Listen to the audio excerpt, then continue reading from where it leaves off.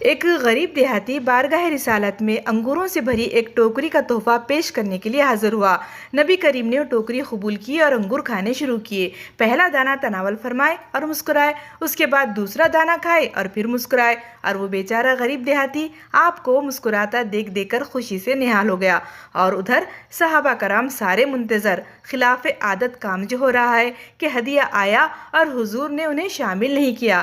نبی کریم اس طرح ایک ایک دانہ اٹھاتے جاتے اور مسکراتے جاتے اور کھاتے جاتے۔ اس طرح نبی کریم نے انگوروں سے بھری پوری ٹوکری ختم کر دی۔ اب سب صحابہ حیران، اور وہ غریب دیہاتی کی تو عید ہو گئی، خوشی سے دیوانہ خالی ٹوکری لیے واپس چلا گیا۔ صحابہ کرام سے رہ نہ سکا، ایک نے پوچھ ہی لیا کہ یا رسول اللہ، آج تو آپ نے ہمیں شامل ہی نہیں فرمایا۔ سرکار دو عالم صلی اللہ علیہ وآلہ وسلم مسکرائے اور فرمانے لگے کہ تم لوگوں نے دیکھی تھی اس غریب کی خوشی؟